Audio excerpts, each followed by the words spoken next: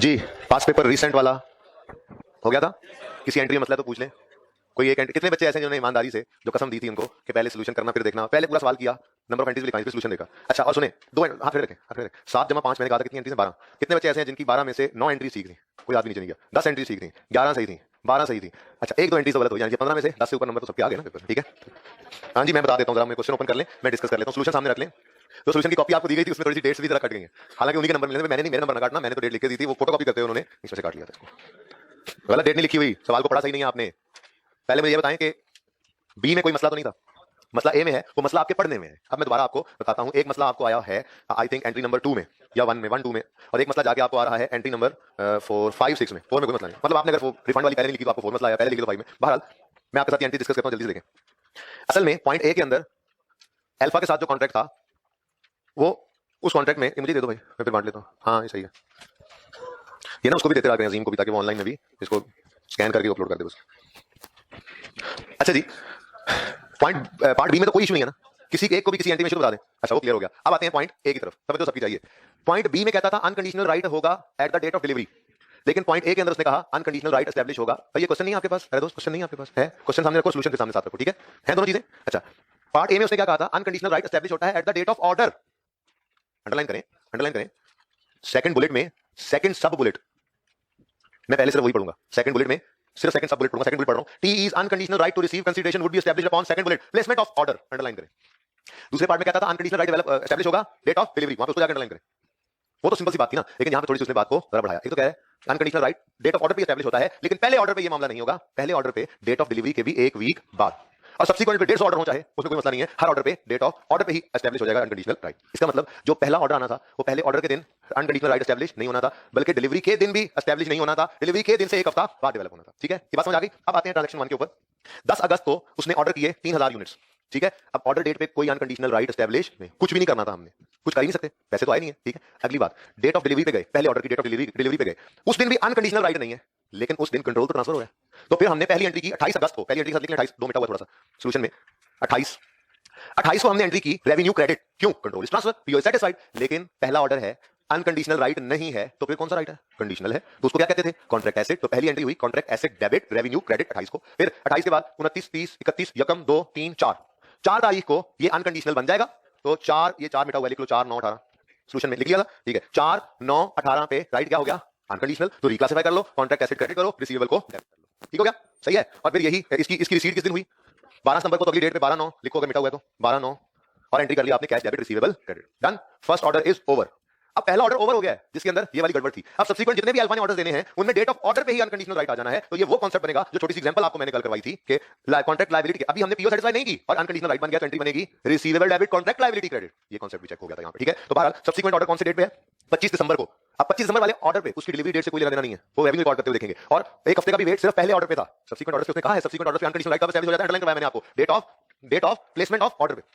अब second order का की डेट क्या है? 25 दिसंबर। तो 25 दिसंबर 18 को अनकंडीशनल राइट एस्टैब्लिश हुआ कि नहीं हुआ? तो देखो अभी एंट्री है 25 दिसंबर 18 को, ये तीसरी एंट्री में से ना, चौथी एंट्री सोल्यूशन के अंदर है, वो बेसिकली रिफंड लायबिलिटी को पहले मैंने पे कर दिया ना, ठीक है। क्योंकि इसके केस में पहले हम नहीं एक्सपेक्ट कर रहे थे कि ये अबूल करेगा इसको, लेकिन ऑर्डर डेट पता लगा हो अबूल कर गया है, तो 250 रेवेन्यू रिकॉर्ड है, उसको रिवर्स करो और पैसे दे दो, ये तो रिफंड हो गया, ठीक है। ये रिफंड हो गया, बोलो किस दिन हो गया? 25 को ही, जैसे ही ऑर्डर आया। अच्छा इसको 25 दिसंबर ना करो, इस 25 दिसंबर को काट दो, ये जो रेवेन्यू है ना, इसको बेटर है आप 28 ये 15 जनवरी कर दो, और बताओ थोड़ा सा चेंज कर लेते हैं, ठीक है। फिर मैं आगे सोल्यूशन देख लूंगा उसने क्या किया हुआ था, ठीक है। उसने वैसे एडजस्टमेंट की हुई है ना, तो उसने एक ही दिन किया होगा, बल्कि ना करें इसको, क्योंकि अनकंडीशनल राइट उसने जब डिसाइड करा, ठीक है ठीक है, इसको 25 रहने, सॉरी 25 वापस कर, लेकिन ये एंट्री हुई किसकी है? रिफंड की। अभी ये पुराना ऑर्डर अब खत्म हुआ, पुराने ऑर्डर को खत्म करके जब अगले ऑर्डर की डेट पे पता लगा डिस्काउंट देना पड़ेगा, तो उसको रिफंड कर दिया फिर, ठीक है। ये ओवर हो गया पहला ऑर्डर, रिफंड समेत ओवर हो गया। अब नए ऑर्डर की बात करते हैं। अगला ऑर्डर 25 को आया और इसी दिन क्या हो गया है? अनकंडीशनल राइट एस्टैब्लिश हो गया। तो 25 को हम एंट्री पास करेंगे रिसीवेबल डेबिट रेवेन्यू क्रेडिट ना, रेवेन्यू क्रेडिट होगा जब यू सेटिस्फाई करेंगे, तो फिर 25 को क्या एंट्री पास हुई पड़ी है? Receivable debit contract liability credit. लिख लो रेफर क्लास एग्जांपल, लिख लो रेफर क्लास एग्जांपल, कल करवाई थी आपको कस्टमर वाली और सेलर वाली, याद आ रही? ये वही कांसेप्ट है, ठीक है। Receivable debit contract liability credit, एक ही एंट्री आपको समझ नहीं आ रही होगी, ठीक है। और एक पहली कॉन्ट्रैक्ट एसेट वाली। बहरहाल वो कॉन्ट्रैक्ट एसेट वाली क्यों समझ आ रही थी? अंग्रेजी ध्यान से पढ़ी नहीं थी, और ये क्यों समझ आ रही थी? आपने इसको रिलेट नहीं किया था अपनी एग्जांपल के साथ। एनीवेज 25 को ये एंट्री हो गई, ठीक है। उसके बाद डिलीवरी डेट क्या है? 15 जनवरी, लेकिन उससे पहले पेमेंट आ गई। अब ये गलत नहीं है सवाल के अंदर, पेमेंट पहले आ जाती है, तो कॉन्ट्रैक्ट लायबिलिटी भी यहां पे सेंड करवाना चाह रहा था थोड़ी देर। तो क्या करोगे आप? कैश 860 से डेबिट करके रिसीवेबल को खत्म कर दोगे, ऐसे पहले आ गए, और फिर 15 को जाकर डिलीवरी हुई तो उस दिन आप रेवेन्यू रिकॉर्ड करोगे, contract liability debit revenue credit. अब कोई मसला है तो पूछे इसमें, कोई बात नहीं है। ओके डन, सही है, चले।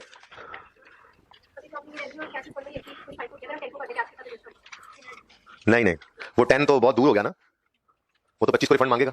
अगर आपने नेट करना भी है तो रिसीवेबल जो इस दिन सेंड हो रहा है उसके साथ नेट कर ले, अपना रिसीवेबल ही कम रिकॉर्ड करें और फिर अगले दिन रिसीव कम करें। लेकिन ये अगर नेट करनी भी है रिफंड की लायबिलिटी तो ये रिसीवेबल के साथ करें इस दिन, क्योंकि ये इसी दिन उसका राइट टू रिसीव हो गया और हमारी लायबिलिटी बन गई। इसलिए कह रहा हूं नेट ना करो, आसान है। जब उसने खुद नहीं कहा, उसने खुद नहीं कहा, उसने क्या कहा, उसने बात की है कि उसने कहा आपको फ्यूचर सेल में एडजस्टमेंट देंगे या रिफंड करेंगे, तो जो आसान लगे वो कर लो, दोनों ही सही है। ठीक है, ये ना कहना बिजनेस की नॉर्म होती है, दोनों ही हो सकती है ना, तो आसानी की तरफ जाओ। हाँ, अगर वो लिख दे उसने कहा है फ्यूचर सेल में एडजस्ट करूंगा तो फिर एडजस्टमेंट की एंट्री हो, फिर एडजस्टमेंट की एंट्री। ठीक है भाई, क्लियर है बात। एक बार दोबारा इस सवाल को करना तो फिर मैं आपको बताऊंगा रिसीवेबल और कैश को, अगर आप रिफंड को रिसीवेबल को नेट करना चाहो तो कैसे करना है, क्योंकि अगर मैं ये बात एडिशनल करूंगा तो फिर पिछली बात समझ आएगी, वो मिक्स होने लग जाएगी। ठीक है, तो ये क्लियर है सबको।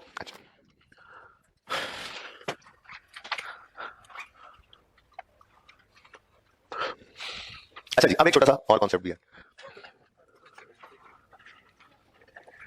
आप लोग जरा वेरिएबल कंसीडरेशन फैक्टर्स कंसीडर करते थे ना, उसमें वेरिएबल कंसीडरेशन ओपन करें। इंट्रो को बच्चा है इस क्लास में जो इंट्रो पढ़ रहा है? मैसेज आ गया, मैसेज आ गया आज की क्लास का? गुड।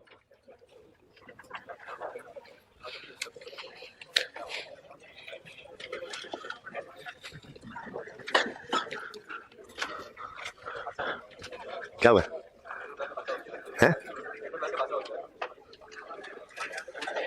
हाँ, किसकी छुट्टी आज? छुट्टी है? अच्छा, तुम्हें तो छुट्टी नहीं है, तुम्हारी तो आज एक्स्ट्रा क्लास है यहाँ पे। जी वो मैं इसके बाद करता हूँ, वैसे मैंने पिछली क्लास में से पहले कर दिया था, लेकिन अब चलें अदर एस्पेक्ट पे करते हैं, लेकिन करना है। अब्दुल्ला ने क्वेश्चन रेज किया था और मैंने उसको कहा था कि ये सेम बात ही है, वो बिल्कुल सेम बात ही है। किसी को मैसेज कर देते हैं जी मार्कर चेंज करने काइंडली, किसी टीए को करने, किसी के पास नंबर है। अच्छा, हमने एक चीज पढ़ी थी, factors factors to be considered while determining transaction price, और इनमें जो सबसे पहला फैक्टर था वो क्या था? Variable consideration.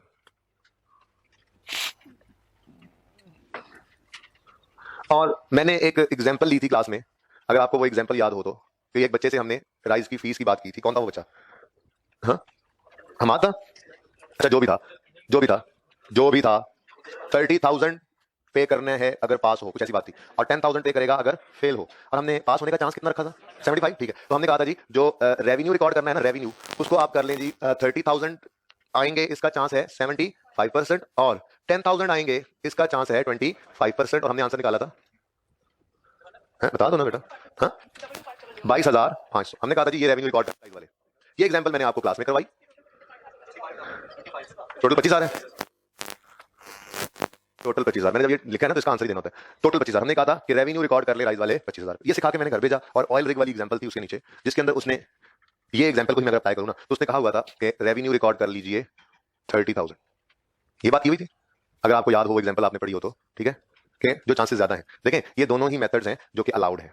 आप एक्सपेक्टेड वैल्यू मेथड पे चले जाओ, आप मोस्ट लाइकली पे चले जाओ, ये अलाउड अल्टरनेटिव्स हैं। सोचने का अंदाज है, ये सोचने का अंदाज क्या है, मार्कर लें भाई काइंडली। ये सोचने का अंदाज क्या कह रहा है? ये सोचने का अंदाज ये है, हमें 70% उम्मीद है कि 30,000 आएगा, और हमें 30% उम्मीद, सॉरी 75% उम्मीद है कि 30,000 आएगा, और 25% उम्मीद है कि 10,000 आएगा। तो हमने एक एक्सपेक्टेड वैल्यू निकाल ली मल्टीप्लाई करके प्रोबेबिलिटीज के साथ 25,000 जी। ठीक है, और दूसरा मेथड क्या कहता है? दूसरा मेथड कहता है हमें उम्मीद है 75% चांस है कि 30,000 आएगा, और 25% चांस है कि 10,000 आएगा, तो ज्यादा चांस है कि 30 ही आएगा ना, मोस्ट लाइकली। वेरिएशन है, अब उसको तो एडजस्ट करना भी आपको आता है।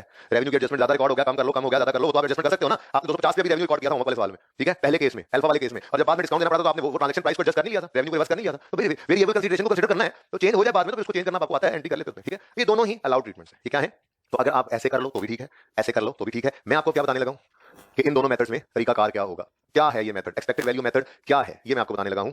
तो इसके लिए आप 3 पॉइंट्स लिख लें अपने पास। ठीक है, एग्जांपल आपको लिखने की जरूरत नहीं है, एंड पे जाकर लिख लेना। पहले एक्सपेक्टेड वैल्यू मेथड की हेडिंग बनाएं, इसी तरह से मोस्ट लाइकली हेडिंग बनाएं, और नीचे पॉइंट्स लिखने के हम करते क्या है। तो लिखें मोस्ट एक्सपेक्टेड वैल्यू मेथड पहले लिखें।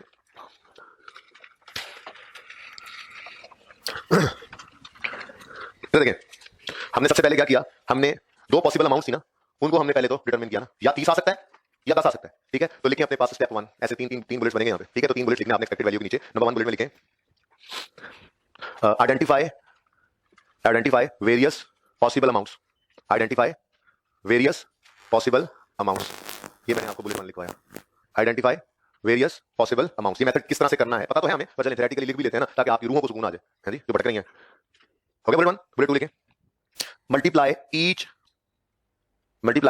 ईच ऑफ, पिछले जुमला क्या लिखा है, आइडेंटिफाई अमाउंट्स। हाँ, आगे लिखें मल्टीप्लाई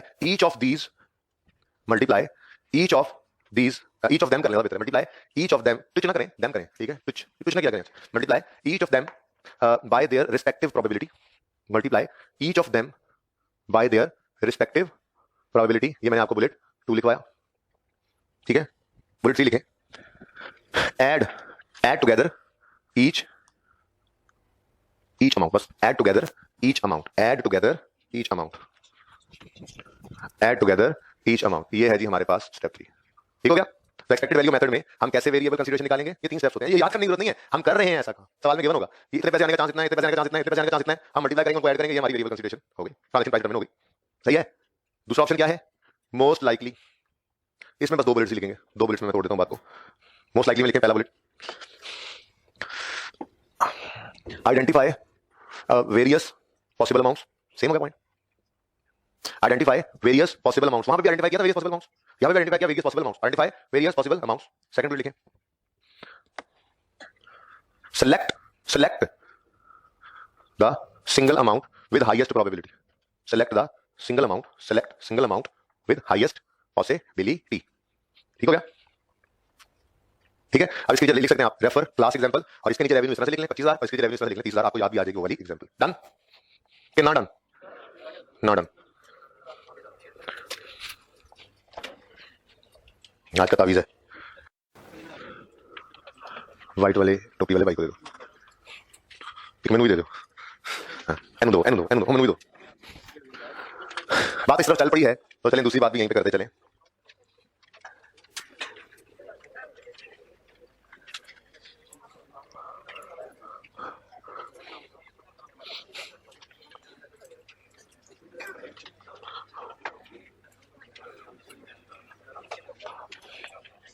अच्छा जी, वेरिएबल कंसीडरेशन में ही हमने एक कॉन्सेप्ट पढ़ा था, time value of money. Time value of money में जो एग्जांपल्स हमने अभी तक की हैं वो बड़ा क्या थी, पीओ सेटिस्फाई कर देते हैं हम पहले ही दिन, वो गुड्स हैं या सर्विसेज हैं, अपनी ऑब्लिगेशन सेटिस्फाई करते हैं तो फिर रेवेन्यू रिकॉर्ड हो जाता है और रिसीवेबल स्टैंड हो जाता था। देखो ना, आपने जब अपना काम कर लिया, अपनी जिम्मेदारी पूरी कर दी, तो आपका राइट टू रिसीव एस्टैब्लिश हो जाता था ना, तो आप इनकम रिकॉर्ड करते थे और राइट टू रिसीव रिकॉर्ड करते थे, रिसीवेबल डेबिट और रेवेन्यू क्रेडिट। फिर आप कहते थे अब ये कोई 2 साल के बाद जाके पैसे आने हैं, तो जो अमाउंट आज बनती थी रिसीव करना उससे थोड़ी ज्यादा अमाउंट 2 साल बाद यहां रिसीव हो रही होती थी, तो आपने कहा था ये सिर्फ गुड या सर्विस का रेवेन्यू नहीं कमा रहा बल्कि लेट पेमेंट पर इंटरेस्ट भी कमा रहा है, ठीक है। वही वाली एग्जांपल एक बार फिर करते हैं, example number 1, pink limited signed a contract with a customer on 1 जनवरी 2001, 1 जनवरी 2001 कर देते हैं, नेक्स्ट वन, ठीक है। To transfer goods to customer, transfer takes place on 1 January 1, PO satisfied, control transfer, ठीक है, रेवेन्यू रिकॉर्डेड, ये वही वाला सिचुएशन है। Transfer to transfer goods to customer on 1 January in exchange for promised consideration of 121,000 payable on 31 दिसंबर, इस दिन जाकर 31 December 2002, तो कितने साल बाद पैसे रिसीव कर रहे हैं, ये सिचुएशन हमने देखी थी। आगे वो कहता है, तो मैंने आपको कहा था कि अगर कॉन्ट्रैक्ट में लेंथी क्रेडिट पीरियड आ जाए ना और इंटरेस्ट रेट गिवन हो तो वैसे ही समझ जाया करो कि ये वाली गड़बड़ है, ठीक है। और उसने क्या कहा, उसने खुद ही बता दिया, it was decided that the payment term constitutes a significant financing component in terms of IFRS 15, कहते हैं इसमें सिग्निफिकेंट फाइनेंसिंग कंपोनेंट भी है, ठीक है। ये एग्जांपल है ना, एग्जांपल्स कहीं से उठाई होगी मैंने, ठीक है। तो वैलिड इज, मैंने उसको टाइप कर दो तो टाइप करने वाले में वैसे एज इट टाइप कर दी हुई है, ठीक है। तो ये मैं अगर खुद टाइप कर रहा हूं तो मैं ये वाली लाइन उड़ा देता, कोई जरूरत नहीं, आपको वैसे बतानी चाहिए, ठीक है। आगे कहते हैं implicit rate, implicit garden rate is 10%, ठीक है। और रिक्वायरमेंट है prepare all related journal entries लिखकर फॉर पिंक लिमिटेड यूजिंग इस जर्नल बस, ठीक है, उसको काट दें, ऐसी बात वही है बस, ठीक है। जर्नल एंट्रीज करनी है पिंक लिमिटेड की हमने, ठीक है। अब जरा एग्जांपल के ऊपर सिग्निफिकेंट फाइनेंसिंग कंपोनेंट की जो हेडिंग है उसके आगे ब्रैकेट में एक लफ्ज लिखा हुआ पढ़ें, क्या लिखा, ये सेलर के ऊपर लगता है ना स्टैंडर्ड, बोलो। तो सेलर तो वो है जिसने इनकम कमानी है। आप जरा इनकम एक्सपेंडिचर वाले उस पहले टॉपिक में जाओ, जब आपको इनकम रिवाइज कराई थी लेजर बना के, आपको ये कहा था अगर सर्विसेज की बात मांगी थी, लेकिन गुड्स दोनों जैसी, अगर गुड्स और सर्विसेज आज दे दो पैसे ना आए तो इनकम बन गई है, अगर इनकम इन एरियर हो तो उसे क्या कहते थे, रिसीवेबल, यानी गुड सर्विसेज दे दी अभी पैसे नहीं आए, income in arrears, receivable, arrear बनाने का लिख सकते हो रिसीवेबल, ठीक है। एसेट था ना हमारा, right to receive cash establish हो जाता था, ठीक है, ओके। तो अभी एग्जांपल में बाद में जाते हैं, ये तो वही एग्जांपल है जो हमने की थी, बहुत आसान। 1 जनवरी को यू सेटिस्फाई हो गई है तो इस दिन क्या एंट्री पास करोगे, डेटर डेबिट और इंटरेस्ट इनकम क्रेडिट। पहले दिन कौन सा interest income, debtor debit revenue credit, कितने से, 121 से नहीं, 121 से नहीं, ठीक है। 121 2 साल बाद आना है, इसकी आज की वैल्यू है कितनी, 100,000, ठीक हो गया जी। ये पहली एंट्री आपने पास कर लेनी होती थी। अब मुझे बताएं, ये डेटर यानी रिसीवेबल है, ये डेटर यानी रिसीवेबल है, यानी क्या है, एसेट, यानी क्या है, एसेट। अब एक एसेट को अगर ग्रो करना है बढ़ाना है, बढ़ाना ही है ना। आज 100 का रिसीव रिकॉर्ड कर रहे हो और 2 साल बाद रिसीव करना है 121, तो इस एसेट को तो बढ़ाना है। एसेट को बढ़ाना है तो एसेट बढ़ने के लिए क्या होता है, डेबिट। और दूसरी तरफ क्या कह रहे हैं, इंटरेस्ट इनकम। असल में ना बात को समझो, लॉजिक को समझो। लाख से बढ़ते बढ़ते रिसीवेबल 121 पे पहुंचना है, 121 पे पहुंचना है, जबकि मशीन कोई और मजीद नहीं देनी। मिसाल के तौर पर मशीन डिलीवर की है, गुड्स लिखा, मशीन कह देता हूं, मशीन तो वही थी जो दे ली।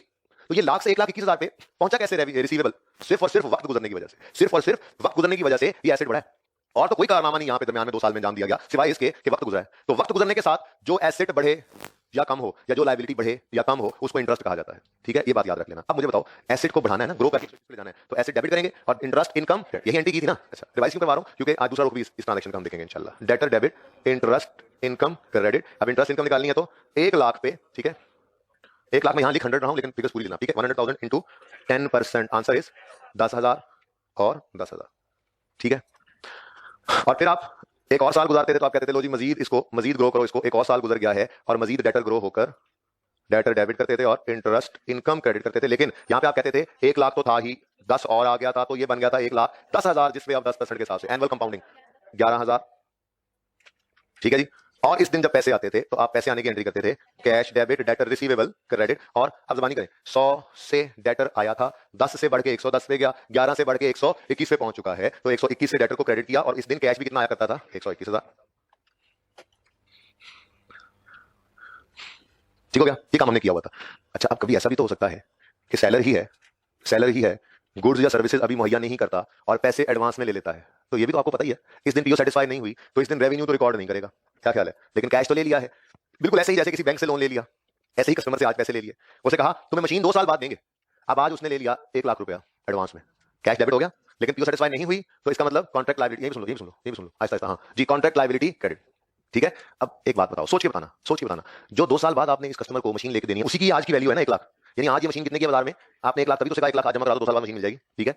अब आज 1 लाख लिया है, 2 साल बाद जब ये मशीन बाजार से खरीदने जाओगे तो आपको ये मशीन मिलेगी कितने की, 1 लाख की नहीं मिलेगी, 1 लाख की तो नहीं मिलेगी। आज का 1 लाख 2 साल बाद 1 लाख तो नहीं रहेगा। तो इसका मतलब आपको लायबिलिटी को ग्रो करके 1,21,000 पे ले जाना पड़ेगा, ताकि उस वक्त 1,21,000 बन जाए, जिसको आप डेबिट करके रेवेन्यू को क्रेडिट कर सकें। बस समझ रहे हैं ना। तो आप खुद सोच के बताओ, लायबिलिटी बढ़ रही है, 1 लाख से लायबिलिटी, 1 लाख लायबिलिटी आज रिकॉर्ड की ना, लेकिन 2 साल बाद जब इसको मशीन खरीदने के लिए यूज करना पड़ेगा तो 1 लाख की तो नहीं होगी मशीन, 1 लाख लेकर तो जाना है ना। अब 1 लाख से 1,21,000 पे लायबिलिटी को ग्रो करके ले जाना है, तो लायबिलिटी का ग्रो करना क्रेडिट होता है। दूसरा इंपैक्ट, कोई चीज डेबिट होगी। अब मुझे बताओ, अगेन वही सवाल, ये 1 लाख से 1,21,000 पे जो लायबिलिटी पहुंची है, ये लायबिलिटी क्या वजह से बढ़ी, सिवाय वक्त गुजरने के और कोई भी इसमें चेंज नहीं आई थी। तो वक्त गुजरने की वजह से कोई एसेट या लायबिलिटी जो मूवमेंट दिखाए, हम उसको कहां फेंक दिया करते हैं, इंटरेस्ट एक्सपेंस में। अब दूसरी एग्जांपल पढ़िए, सिग्निफिकेंट फाइनेंसिंग कंपोनेंट में क्या कह रहा है, एडवांस। भाई हम सेलर के कॉन्टेक्स्ट से सोच रहे हैं, तो सेलर अगर सर्विस दे ले, गुड्स दे दे, इनकम ना आए तो ये इनकम इन एरियर याद है, रिसीवेबल एसेट। और अगर सेलर आज पैसे ले ले, सर्विसेज या गुड्स फ्यूचर में देनी हो, तो इसको क्या कहते हैं, एडवांस इनकम लायबिलिटी। वही लिखा हुआ है, सवाल पढ़ के देखिए जरा, सवाल पढ़ना शुरू करिए जी। Blue limited signed a contract with the customer on यकम जनवरी, सब कुछ सेम, ठीक है, यकम जनवरी 2001, सवाल सेम ही है, बस चेंज कर रहे हैं इसको, एक जैसी एग्जांपल्स हैं दो, फिगर्स बदल लेता ना तो ज्यादा बेहतर समझ ना आता, इसलिए मैंने नहीं बदली फिगर्स दोनों एग्जांपल्स की, रहने दी वैसे ही। अच्छा, ऑन यकम January 2001 to transfer goods to customer, transfer take place on 31 December 2002। ये एक साल भी गुजर जाएगा, ये दूसरा साल भी पूरा गुजर जाएगा, और दूसरे साल के एंड पे 31 दिसंबर 2002 पे जाकर आपको ये ट्रांसफर करनी है, ठीक है। अच्छा, अब आगे वो कहता है, बड़ी इंपॉर्टेंट बात आ रही है, वो कहता है इन exchange for a consideration of 1 lakh payable on आज, या 1 लाख और 1,21,000 पेबल ऑन 31 दिसंबर 2002। भाई ऑप्शन क्यों दे रहा है अजीबो गरीब सा, कह रहा है आज दे दो 1 लाख और 2 साल बाद 1,21,000 दे देना, ये कैसा ऑप्शन है।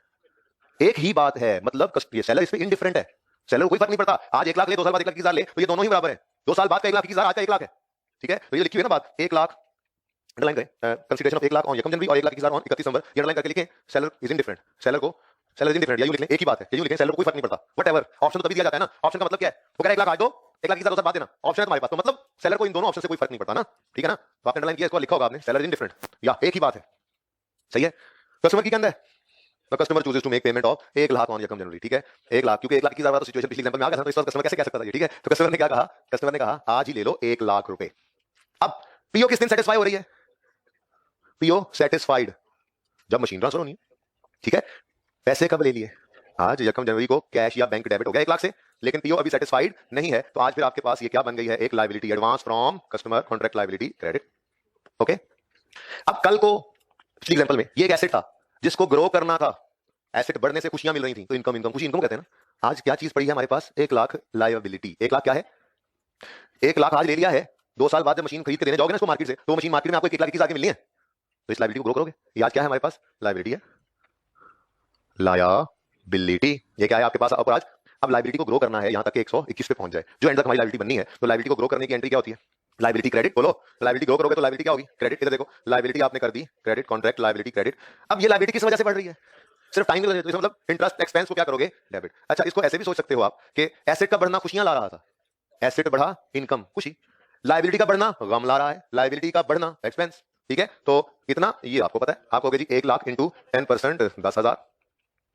ठीक है, और 31 नंबर जी, हाँ क्यों नहीं लिखा हुआ, लिखा हुआ है इम्प्लिसिट रेट इज 10%। ठीक है, वो लिखा हुआ है। हूँ गल गोल ना करो पाए, आगे लिखिया है रेट, अगली लाइन पढ़ो ना, payment terms like significant pricing component in terms of 15 implicit rate of 10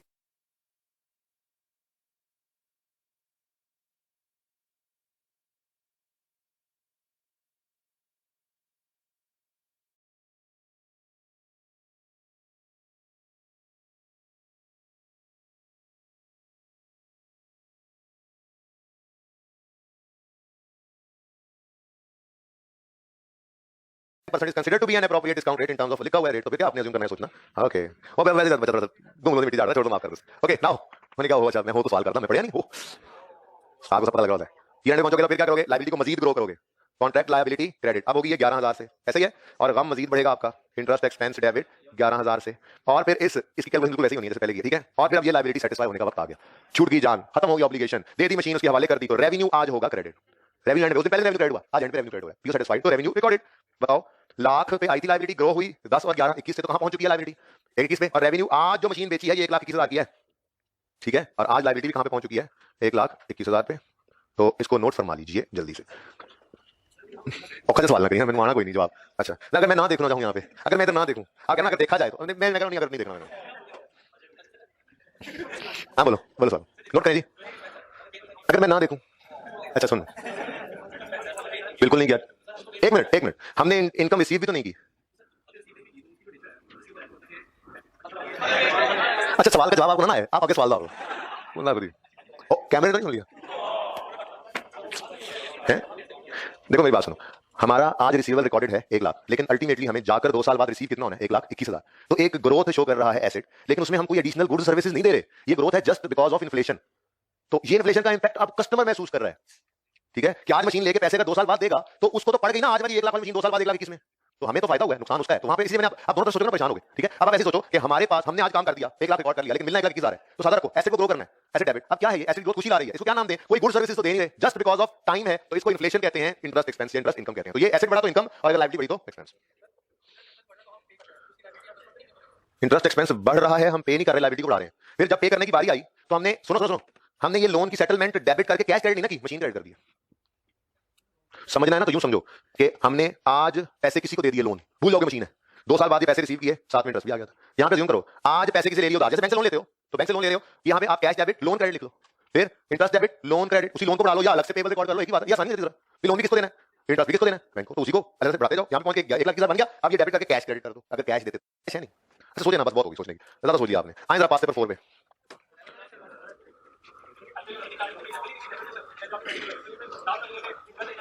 मैं मसला होना नहीं है, मुझसे अलग से पूछ लेना। ठीक है, बाकी बच्चों ने वो की थी, बाकियों ने भी एग्जांपल कर लेनी थी। कितने बच्चों ने की थी एग्जांपल, एक 8-10 बच्चे हैं वैसे, जो मैंने एग्जांपल आपको करवाई थी ना क्वेश्चन से, उस जैसी हो जाती क्लास के बाद में दिखा देना।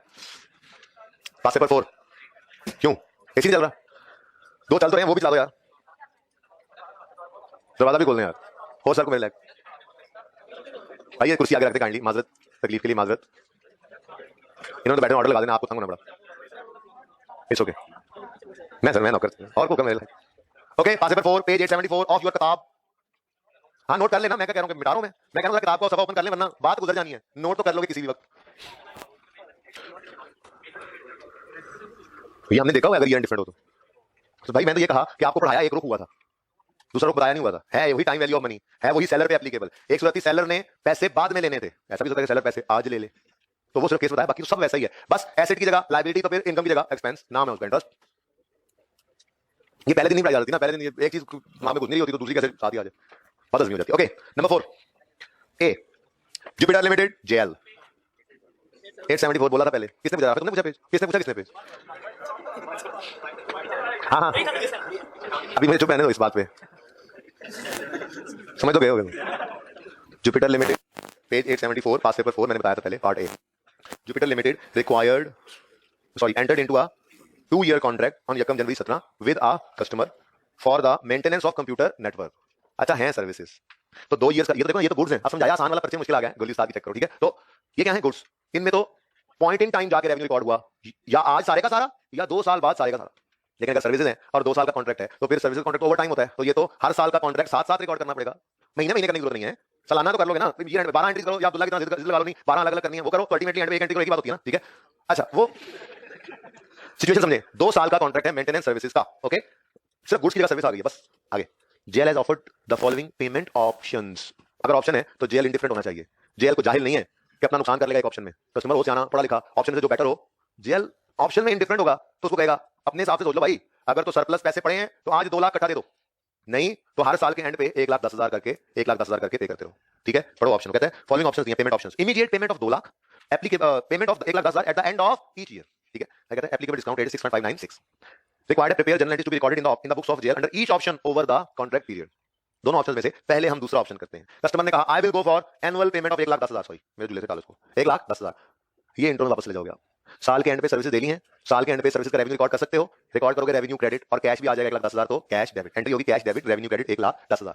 फिर दूसरे साल के एंड पे जाओगे तो यही एंट्री दोबारा होगी, कैश डेबिट रेवेन्यू क्रेडिट 1,10,000। तो ऑप्शन बी तो हो गया, ऑप्शन भी हो गया भाई, क्या हो गया इंट्रो की। इंट्रो आपने रेंट पे बिल्डिंग दी हुई है, ऐसे मिसाल के तौर पे रेंट पे बिल्डिंग दी हुई है, सर्विस देनी है आपने, सालाना रेंट आता है आपको, कॉन्ट्रैक्ट सालाना रेंट आपने ये रेंट पे देना है और सालाना रेंट 1,10,000, तो आप ये रेंट पे एंट्री करोगे cash debit rental income credit, ऐसे ही आप एंट्री कर रहे हो कैश डेबिट मेंटेनेंस इनकम या रेवेन्यू फ्रॉम मेंटेनेंस क्रेडिट, क्योंकि वो उसका काम ही होगा ना मेंटेनेंस, उसने कॉन्ट्रैक्ट ये दिया, ठीक है। अच्छा मतलब इनकम रिकॉर्ड कर ली उसने साल के एंड, ये तो होगी इंट्रो वाली बात। अब आते हैं ऑप्शन ए की तरफ। ऑप्शन ए कहते हैं आज दे दो 2 लाख रुपए, अब सर्विस का रेवेन्यू है ना तो वो रिकॉर्ड ओवर टाइम होना है, तो सर्विस का रेवेन्यू हर साल के एंड पे 1,10,000 रिकॉर्ड होना है, सिर्फ फर्क कितना सा पड़ रहा है ये बात दोबारा करूंगा, लेकिन पहले जरा इसको अप्लाई कर ले। आज अगर ऑप्शन ए में जाते हैं, ऑप्शन बी तो ओवर है, खत्म हो गया ना, ऑप्शन बी हो गया। किसी को ऑप्शन बी की समझ नहीं आई वो बात करें प्लीज, इंट्रो क्लास में डाउन वापस चल उतर आगे समझ। अच्छा ऑप्शन ए है, कस्टमर को कहा उसने यार आपकी मर्जी है आज 2 लाख दे दो, 1,10,000 करके हर साल के एंड में देते रहो, उन्होंने कहा जी अब 2 लाख रुपए। अब यकम जो भी है जनवरी जुलाई जनवरी है, यकम जनवरी को जुपिटर ने कोई सर्विस नहीं दे रखी और कैश आ गया, अब ये लायबिलिटी है। अब इसने एंट्री पास की cash debit contract liability credit, पहला ऑप्शन है कैश एडवांस में आ गया, एडवांस में एडवांस इनकम एडवांस, ठीक है। दूसरी एग्जांपल बनी ना हमारी। अब पूरा साल गुजरेगा और लायबिलिटी ग्रो होगी, लायबिलिटी ग्रो होकर कितने पे जाएगी 2 लाख पे 6.59 समथिंग जो भी है, ये जो भी होगा जो भी आंसर आएगा इससे आपने लायबिलिटी को ग्रो करना है पहले, तो आप एंट्री करोगे interest expense debit liability credit, उस अमाउंट से जो आपने इंटरेस्ट रेट लगाया होगा, लायबिलिटी ग्रो किया, कम आया, एक्सपेंस डेबिट लायबिलिटी क्रेडिट। लेकिन सर्विस का रेवेन्यू है, इंतजार नहीं करना अगले साल के एंड का। अब 1,10,000 के बराबर इनकम रिकॉर्ड करो, 1,10,000 क्यों कह रहा हूं भाई, वो इंडिफरेंट मतलब दोनों का सेम है ना, 1,10,000 की इनकम उसने रिकॉर्ड करके आगे बढ़ोगे, कहोगे इतनी लायबिलिटी डेबिट 1,10,000, एक साल की सर्विस दे ली ना तो 1,10,000 से लायबिलिटी डेबिट रेवेन्यू क्रेडिट, ठीक हो गया। फिर एक पूरा साल गुजरेगा तो जो बची हुई लायबिलिटी होगी उस बची हुई लायबिलिटी पे इंटरेस्ट रेट लगेगा 6.59, ईयर एंड पे जाके उसकी एंट्री करोगे इंटरेस्ट एक्सपेंस डेबिट लायबिलिटी को ही क्रेडिट कॉन्ट्रैक्ट लायबिलिटी, और ये एक्जैक्टली 1,10,000 फिर बनी खड़ी होगी, और फिर दूसरे साल के एंड पे एक साल का दूसरे साल का रेवेन्यू रिकॉर्ड करोगे 1,10,000, तो आपकी लायबिलिटी निल हो जाएगी, करके देखना, ठीक है। सही है, ये परेशान कितने हो गए आप, क्या फिर से करके देखो, देखेंगे हो जाएगा, रिपीट करने में रिपीट वाला बटन खराब है आज।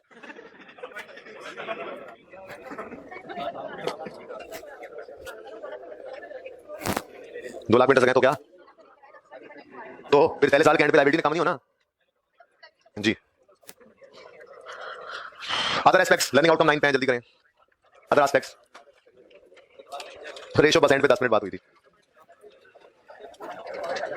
कोई नहीं, रेशो को बरकत के लिए पढ़ते रहते हैं ताकि ये ना भूल जाए। अब वैसे अब कुछ ऐसी बात बचती नजर नहीं आ रही जिस पे बहुत ज्यादा टाइम लग जाएगा, तो होपफुली मंडे से हम ज्यादा ही टाइम रेशो पे, लेकिन जिनका रेवेन्यू रहता है ना वो अभी नहीं कर जाएंगे, तो कहीं रेशो में आती है, तो कैसे होते हैं ना, रेवेन्यू भी रहता है, मैंने वो इंपेयरमेंट नहीं पढ़ानी अभी। अदर एस्पेक्ट्स पे आ जाओ, लर्निंग आउटकम 9 और बस चुप कर। अच्छा समझ आ रहे हो, समझाओ उसमें, मैं शायद गप्पे लगा, समझा कुछ नहीं होता। अदर एस्पेक्ट्स में एक कांसेप्ट है सेल एंड रीपरचेज का, जो पुराने स्टैंडर्ड IS 18 का कांसेप्ट था और इस स्टैंडर्ड ने उसे इंपोर्ट करके अपने पास एज इट इज रख लिया है। Page 852 of your books, 852। चलिए आगे एग्जांपल पढ़े फिर बात नहीं करते। Example 1, XPLC is in the forestry business, जंगलाती कारोबार है उनका, जंगली कारोबार। इट कट्स वुड्स, लकड़ियां काटते हैं, and seasons it for 2-3 years, और उसे तैयार करते हैं, सुखाते हैं, गिलाते हैं।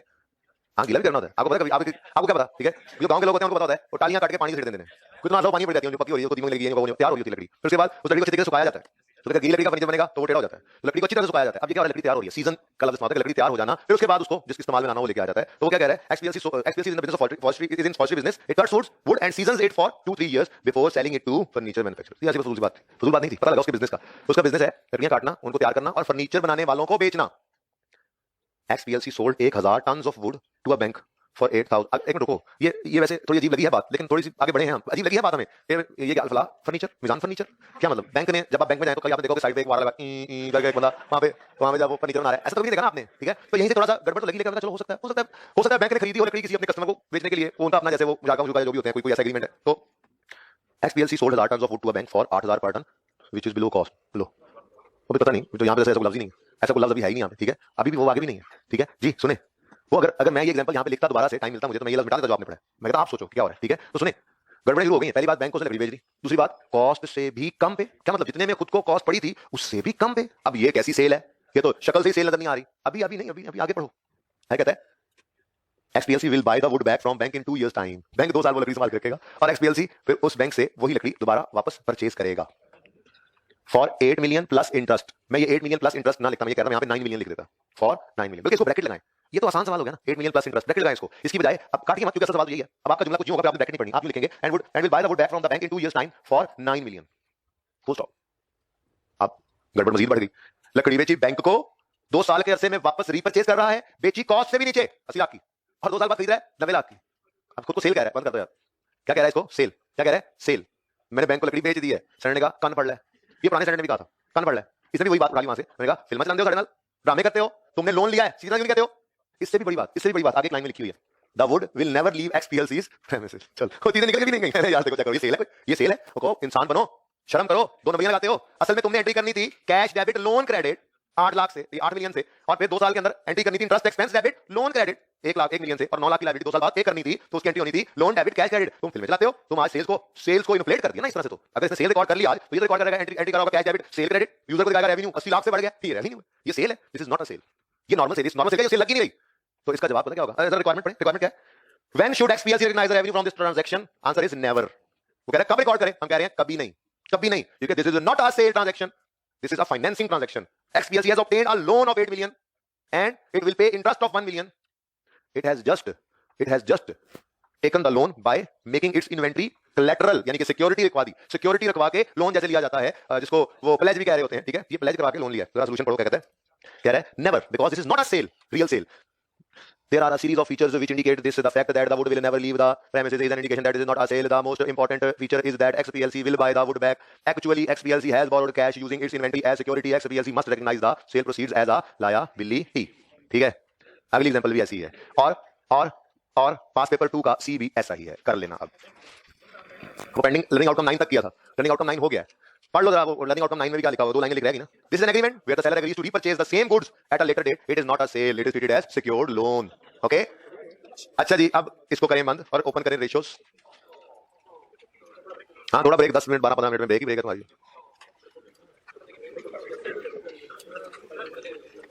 दरवाजा दोबारा खोल दोगे भाई यार, मुझे माफ भी करते रहना है बार बार जी। जिस दिन रिकॉर्ड कर रहे हैं उस दिन मशीन दे रहे हैं ना, तो मशीन उस दिन कितने की है? वो नुकसान पिछले 2 साल में वक्त गुजरने की वजह से हुआ है, उसको इंटरेस्ट एक्सपेंस के नाम से रिकॉर्ड कर चुके हैं। 10 और 11 21 का नुकसान क्या है ना, एक्सपेंसिव था नुकसान, देख लो पिछले 2 साल में नजर आ रहा है। वो जिस वजह से है उस वक्त में है। ये नुकसान क्यों कर हुआ? वक्त गुजर गया, पैसे पहले लिए हुए थे, मशीन जब लेने गया तो बाजार महंगी थी, तो इसमें मशीन का कसूर नहीं है, इसमें वक्त का कसूर है। तो वो इंटरेस्ट एक्सपेंस पिछले 2 साल में नुकसान बर्दाश्त कर चुके हैं हम। जैसे जैसे वो नुकसान हो रहा था वैसे वैसे बर्दाश्त करते रहे। आज वो नुकसान बर्दाश्त हो चुका है। अब तो रेवेन्यू 121 रिकॉर्ड करना है, मशीन 121, ट्रांजैक्शन प्राइस तो इस वक्त 121 ही बन रही है आप टोटल। अब वो लेके 121 आ रहा है, छुपा हुआ था इसके अंदर इंटरेस्ट। छोड़ो यार, सादा रखो, बस पेपर पास हो जाएगा, लॉजिक समझ आती है, नहीं आती है फिर बस काफी है। इतना याद रख लो, अगर पैसे एडवांस में ले रहे हो तो तुम पे लायबिलिटी है, लायबिलिटी को ग्रो करना है तो क्रेडिट इंटरेस्ट एक्सपेंस बनेगा। और अगर तुमने मशीन बाद में देनी है, सॉरी मशीन अभी दे दी है तो इनकम रिकॉर्ड कर लिया, पैसे नहीं आए तो रिसीवेबल एसेट, इसको ग्रो करना है तो asset debit income credit, paper pass हो जाएगा। ठीक है, रेशो कितनी लिखवा दी थी? 3। चौथी रेशो की कैलकुलेशन पहले देखते हैं, जल्दी से देखें।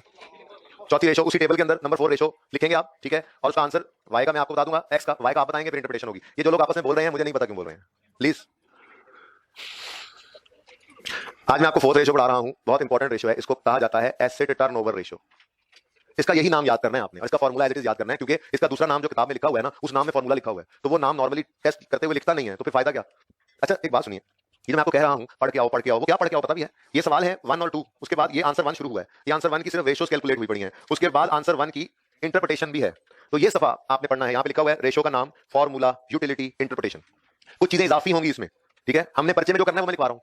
मैं तो आपको कह रहा हूँ फॉर्मूला भी अंग्रेजी वाला नहीं लिखना, आपने डायरेक्ट वही फिगर्स लिख देंगे, फॉर्मूला लिखा जाएगा। इंटरप्रिटेशन जितनी कह रहा हूं उतनी लिखनी है, यूटिलिटी अलग से लिखने की जरूरत नहीं है। यूटिलिटी में आपको वैसे it measures how efficiently company is managing it's funds, ये तो मैंने ये बीच में फंसा दी थी बात, तो बातें सारी हुई पड़ी हैं। लेकिन जब मैं रेशियोज फाइनल करूं, जो भी रेशियोज फाइनल कर लेता हूं, जैसे 4 आज हुई फाइनल, तो ये 4 रेशियोज आपको यहां से आनी चाहिए, पढ़ी होनी चाहिए आपने, ठीक है? सही है ना? एक एक लफ्ज पढ़ के यहां से आना है, तो अगर छुट्टी आई गई है तो याद करना है इन रेशियोज। अच्छा कोई बात नहीं, खैर कोई बात नहीं, शाम में तो फारिग हो, ओके?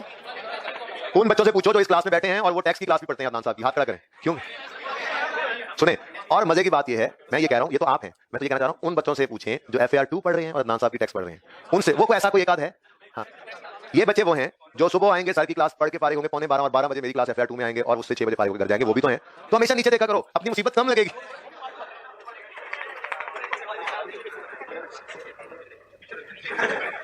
अच्छा देखते हैं, ऐसे टर्नओवर रेशियो का फॉर्मूला है पीबीटी नहीं खत्म, वो क्या था? Return on, return on, return on, मैंने कहा था रिटर्न मतलब प्रॉफिट। टर्नओवर कहते हैं सेल्स को, सेल्स का मुश्किल सा नाम है टर्नओवर, ठीक है? तो ऐसे टर्नओवर रेशियो में नेट सेल्स यूज करते हैं और उसको डिवाइड किया जाता है एवरेज कैपिटल एम्प्लॉयड से। और देखिए, इसको मल्टीप्लाइड बाय 100 नहीं करना, इसको हमने टाइम्स में इसका आंसर लेना होगा। आपको अब ये कैसे याद रहेगा भाई? जितनी भी टर्नओवर रेशियोज होंगी ना, वो सब की सब टाइम्स में होंगी, इतना तो याद रह जाएगा। जितनी भी टर्नओवर रेशियोज होंगी वो सब की सब टाइम्स में, ठीक है? तो टाइम्स को ही मल्टीप्लाई करो ना 100 से, क्या कहते हैं जी, वो 1 गुना 2 गुना 3 गुना इंटू 100 कर दो, 200%, 300%, वही बात है, परसेंटेज मल्टीप्लाई ना करो, टाइम्स में आंसर आएगा। तो ये है एसेट टर्नओवर रेशियो, बताती क्या है? पहले कैलकुलेशन करेंगे तभी पता लगेगा ना। तो कंपनी एक्स के लिए मैं आपको कैलकुलेट कर देता हूं जी। क्वेश्चन आपके सामने है, नेट सेल्स कितनी नजर आ रही है? 12,000। रिटर्न्स होती तो माइनस कर देते, और यही नेट सेल्स है। सवाल में ना दी हो तो क्या कहेंगे? हम रेशियो नहीं करेंगे, नेट सेल्स दी है, तो इनकम बेस में नेट ही आती है वैसे भी। सवाल क्या है? तो नेट करना नहीं तो यही नेट है। देख लो इधर, net sales over average capital employed, वो तो पहली रेशियो में आपको सामने नजर आ रहा है ना, लिखा हुआ, बस वहीं से देखो, बैलेंस शीट पे दोबारा जाने की जरूरत नहीं है। कंपनी एक्स का बता दो, 9200 प्लस, नहीं ना, नेट ना बताओ ना जी। ये मैं इसलिए कह रहा हूं क्योंकि मैंने आपको इस बात से मना किया है कि आप 8300 प्लस वो लिख के डिवाइड बाय 2 लिख के अगले स्टेप में उसको सिंपलीफाई करके लिखें, मना करता हूं इससे। आप मैं ये कह रहा हूं, एक बार जो आंसर लिखा गया, अब कैलकुलेटर में आंसर निकाल के उसका आंसर लिखो, क्यों अगला स्टेप दोबारा लिखते हो, टाइम जाना करो। इसलिए मैं तो यही अज्यूम करके चल रहा हूं कि इसकी सिंपलीफाइड फॉर्म आपके पास है ही नहीं। पहली रेशियो में जो मैंने लिखा हुआ था वही मैं यहां पे लिख रहा हूं, वैल्यू उठा के 8300 plus 10100 divided by 2 is equal to 1.3 times, 1.3 times. निकालिए रेशियो y के लिए, जल्दी जल्दी जल्दी जल्दी।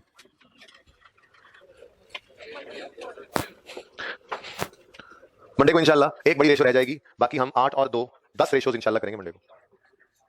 नहीं 3 3 6 7 8 9 रेशियोज कर लेंगे इंशाल्लाह। 9 रेशियोज करेंगे, 4 ये हो गई कितनी? 13, और 14वीं रेशियो में कह रहा हूं करवानी है। उसके अलावा जो छोटी छोटी 4 रेशियोज है ना, जिनसे मिलकर 18 होनी है, वो छोटी रेशियोज इतनी आसान है, वो क्वेश्चन 2 में, इसके अंदर रेफर भी है, क्वेश्चन 1 के अंदर, वो भी हो जाएंगे इंशाल्लाह। फिर भागने वाला भाग उड़ना शुरू करेंगे और फिर वो पेपर में भी उड़ेंगे, क्योंकि प्रैक्टिस तो की नहीं होगी हमने उस तरह से पेपर के लिए। जैसे रेवेन्यू की तैयारी जहां पे आप पहुंची है, जिस दिन हमने रेवेन्यू पढ़ना छोड़ा था थियोरेटिकली, उस दिन वाली तैयारी और आज की तैयारी में जमीन आसमान का फर्क है, ठीक है? ओके, कितना? 1.4 टाइम्स कर लो ना, पता लग रहा है। अब ये रेशियो बताती क्या है? इधर देखो, इधर देखो, ये क्या है? सेल्स, ये क्या है? Capital employed. लेकिन इसमें पर 100 नहीं किया हमने, बड़ी तवज्जो सुनना, बड़ी तवज्जो सुनो। ये है इन्वेस्टमेंट इन बिजनेस और ये है सेल्स। अब डिनोमिनेटर में इन्वेस्टमेंट है ना, न्यूमरेटर में क्या पड़ा हुआ है? सेल्स। तो हम क्या कहना चाह रहे हैं, देखें आप क्या करते हैं, 60 डिवाइडेड बाय 100, मेरे ऑब्टेन्ड मार्क्स हैं 60 आउट ऑफ 100, आउट ऑफ 100। अगर आप ऐसा लिखें 110 बटा 100, तो इसका मतलब क्या होगा? मतलब होता तो नहीं है, आप क्या कहोगे? मेरे 110 हैं आउट ऑफ 100, ठीक हो गया ना? अच्छा अब देखो हम क्या कह रहे हैं, 1.3 रुपए की सेल जनरेट होती है 1 रुपए इन्वेस्टमेंट से। क्या मतलब? आप 1 रुपए का टीपा लें और कंपनी एक्स के पास जाएं और यूं करके उसको टीपे को उछालें और वो कंपनी एक्स में जाके गिरे, वहां से 1.3 रुपए की सेल निकलेगी, ठीक है? ये भी प्रॉफिट, सेल जितनी ज्यादा प्रॉफिट उतना ज्यादा, अल्टीमेटली है तो प्रॉफिटेबिलिटी की रेशियो। लेकिन इसको वो बस एक और तरह से देखने का तरीका है प्रॉफिट को, ठीक है? तो ये सेल क्या बता रही है, लिखो इंटरप्रिटेशन में, ये बात जो बताइए यही लिख लेते हैं। तो इंटरप्रिटेशन आज चौथी लिख रहे हैं हम जी। एसेट टर्नओवर रेशियो की इंटरप्रिटेशन लिखो, कंपनी एक्स, पॉइंट 1 लिखो, company X is earning, company X is earning rupees 1.3, rupees 1.3 पर रुपी 1, RE1, रुपया तो एक होता है ना, रुपये तो 1 रुपये तो नहीं होता, 1 रुपये तो नहीं होता, 1 रुपये नहीं, 1 रुपया होता है, ठीक है? Company X is earning rupees 1.3 पर rupee 1 invested in business, capital employed बढ़ नीचे, invested in business as compared to rupees 1.4 earned by company Y। आप अर्निंग की बजाय जनरेटिंग करना चाहें तो और बेटर लफ्ज बन जाएगा कि कंपनी एक्स जनरेट्स रुपी 1.3 सेल पर रुपी, बंद कर दो यार, बच्चों को समझ नहीं आ रही भाई यार, आप ना आप पीछे बैठ जाया करें उस कोने पे, या गुजार उठाया मुझे उठा दिया करें, वो बच्चे को बार-बार गाना काट रहे हैं दिल से। ओके, आप यूं भी लिख सकते हैं, company X is generating rupees 1.3 sales of sales per rupee 1 invested in business as compared to rupees 1.4 of sales generated by Y, which means company Y is more efficiently converting its assets into sale। अजीब सी बात लिखवा दी, चलो लिखो, अच्छा है अभी speed कैसे हो जाए फिर आगे, which means company Y is, चलो is more efficient in converting its assets into sale, its assets into sales. ये अंडरलाइन कर लो, इट्स एसेट्स, ठीक है। और इसके ऊपर बात मैं करता हूं बाद में, लेकिन पहले इसकी इंटरप्रिटेशन पूरी कर ले, ठीक है। Point 1 done. लिख लो therefore company Y is better, therefore company Y is better. अगला पॉइंट, अब शॉर्ट से शॉर्ट करते जाएंगे ना पॉइंट्स को। अगला पॉइंट लिखेंगे हायर, अगर लिखना चाहें तो जबरदस्ती लिख सकते हैं। Higher sales means higher profits, higher retention and reinvestment.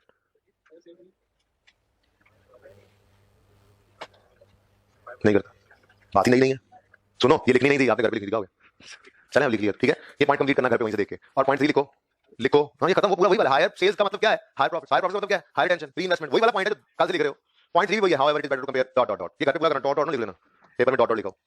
Okay, अब आते हैं मेन बात की तरफ।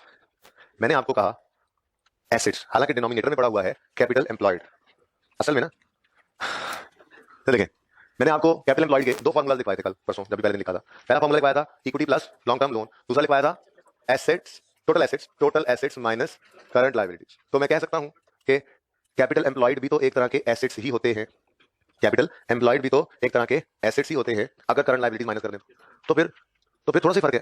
तो अगर हम कैपिटल एम्प्लॉयड को कह रहे हैं यूज हो रहा है, तो वो कैपिटल एम्प्लॉयड यूज कहां पे हुआ पड़ा है? वो पैसे आए हैं तो फिक्स एसेट ही खरीद के हमने लॉन्ग टर्म के लिए इन्वेस्ट कर रखे हैं, जिनसे सेल्स जनरेट हुई है ना, ठीक है। अब इस रेशियो के अंदर घर पे जाकर जब आप पढ़ेंगे ना, तो एक जुमला लिखा हुआ है, age of assets play an important role. क्यों? ये समझाता हूं आपको सबसे पहले। रिटर्न ऑन एसेट्स है जो कल वाली रेशियो आपकी आखिरी रिटर्न ऑन एसेट है आपके सामने। इसमें ये मैं कल ना प्रूव करूंगा, मंडे को प्रूव करूंगा इंशाल्लाह, आप एग्जांपल के साथ, क्योंकि क्लास का टाइम खत्म हो गया, ठीक है। लेकिन सुनो, अभी सुन लो, डिनोमिनेटर में एसेट पढ़े, डिनोमिनेटर जितना ज्यादा होगा रेशियो उतनी कम आएगी। बोलो, दोनों कंपैरिजन में एक्स का डिनोमिनेटर लेट्स से 10 है और वाई का डिनोमिनेटर 20 है, तो फिर वाई की रेशियो कम आएगी ना एक्स से, यानी जिसकी एसेट्स जितने ज्यादा हैं उसकी उतनी रेशियो कम होगी। अब एक बात बताओ, बैलेंस शीट में तो एसेट्स बुक वैल्यू पे नहीं नजर आ रहे होते, बुक वैल्यू पे ऐसे ही है ना, इसका मतलब कॉस्ट लेस एक्यूमुलेटेड। अज्यूम करो एक्स के एसेट्स पुराने थे और डेप्रिशिएट होते होते होते होते 10 पे पहुंचे हैं, वाई के अभी अभी खरीदे गए एसेट्स हैं, वो पुराने तो उसके पता नहीं कब से होते होते 10 पे पहुंचे हैं, इसने अभी खरीदे थे और ये अभी तक 50 पे पड़े हुए हैं। अब एसेट्स सेम है, बिजनेस एक तरह से कर रहे हैं, सेल्स एक जैसी कमा रहे हैं, लेकिन वाई बेचारे की सेल बहुत कम आ रही है। क्यों? क्योंकि उसके एसेट्स न्यूअर हैं, डब्ल्यूडीवीज हायर हैं। तो ये एक जुमले में लिखकर बताएंगे हम तीन रेशियोज में, return on capital employed, return on assets और एसेट टर्नओवर रेशियो। इन तीन में ये पॉइंट मैं आपको मंडे को लिखवाऊंगा, आते ही याद कराना, उस पर थोड़ी सी एग्जांपल्स भी समझाऊंगा, लेकिन ज्यादा बात नहीं करूंगा, आज कर लिया, आप सोचोगे। सुनो, ये उसने आई कैप में सिर्फ फोर्थ रेशियो में लिखा हुआ है ये वाला पॉइंट, लेकिन मैं कह रहा हूं हम return on capital employed, return on assets और एसेट टर्नओवर, तीनों में वो पॉइंट लिखेंगे, age of assets play an important role, so caution एहतियात करना, बस ये लिखना होता है। अगली बात, रिटर्न ऑन इक्विटी में ना लिखना। मैं कह तो सकता हूं कि कैपिटल एम्प्लॉयड एक तरह के एसेट्स हैं, लेकिन मैं ये नहीं कह सकता खाली इक्विटी भी एक तरह के एसेट्स हैं, क्योंकि उनमें फिर बहुत फर्क पड़ जाता है, ठीक है ना। इसलिए रिटर्न ऑन एसेट में ये वाला पॉइंट नहीं लिखेंगे, मंडे में जब मैं आपको लिखवाऊंगा। ओके, अब मैसेज में करवा दूंगा होमवर्क आपको, क्योंकि मैं होमवर्क दे नहीं सका था, तो मैं मैसेज करवा दूंगा, आपने कौन सा होमवर्क करके आना है जो मंडे को करके आएंगे, ठीक है। अल्लाह हाफिज।